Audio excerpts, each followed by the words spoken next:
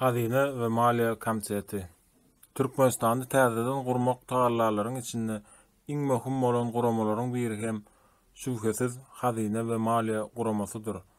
Türkmenistanyň häzirki ýagdaýynda hazina we maliýe namyna hakyky manyda hiç bir iş görkezip biljek gurama ýa-da guruluş ýokdur.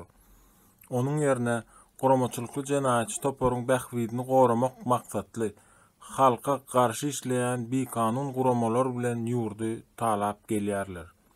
Bu talançylyk netijesini Milli Halat Etiş Komitetiniň maksatnamasy boýunça Türkmenistanyň gurucu hökümetiniň barlyk we gözleg işleri geçirmegi babatda özara duşuşykda bellenip geçilipdi. Bu barlyk we gözleg işleriň netijesinde Milli Halat Etiş Komiteti Hazine we Maliýe Komitetiniň döredilýägini halkymyza bildirýär. Hazine we Maliýe Komiteti Türkmen halkynyň ýitiren baýlyklaryny täzeden dikeltmek, guramaçylykly jenaýatçy toparyň elinden öz kontrollugyny almak we iň esasy maksady bolan täze Türkmenistanyň gysga wagtda ykdysady taýdan galkynmagy üçin işler alyp barjakdygyny açyk beýan edýär. Hazinanyň ýeketäk we şüphesiz eýesi halkdyr. Hazina mülküň we türkmeniň geljeginiň kepilidir.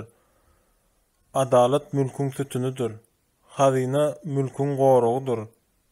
Nesil hazinanyň güýjüdür. Döwlet hazinanyň tasdiklaýjysydyr. Obyektleri, emlakleri we kärhanalary ykdysady dolanşyga girmek barada. Tök. Gysır obyektleri ykdysady dolanşyga girmek üçin önümçilik profillerini türlü formalarda hususlaşdyrmagy we diversifikasiýa etmäge ruhsat bermek barada. Didimzorluk, korrupsiýa we garnaşparazlyk esasyna üstüne çökülen döwlet emlaklaryny ýygyna, ýagny hazina gaýtaryp almak we hususlaşdyrmak üçin täzeden tendere çykarmak barada. Didimzorluk, korrupsiýa we kanunsyzlyk esasyna ellerinden alynan şahsy emlaklary, kärhanalary ýygyna, ýagny eýerlerine gaýtaryp bermek ýa-da gaýtaryp bermek mümkin däl ýagdaýynda öwedini dolmak barada. Topragy Türkmenistanda doglan watandaşlara garşylyksız bermek barada. Türkmen milli manatynyň hopsuzlygyny üçin etmek we anamyny täzeden dikeltmek barada. Türkmenistan Cumhuriýetiniň pul, kredit we maliýe sistemasyny täzeden dikeltmek barada. Hazina ýuridik şahslaryň emlaklaryny satyn almagy we satmagy başlangyçda kanunlaşdyrýan institutdur. Hazina şertnamalaryň kardy berýän we kardy alýan iň uly institutdur.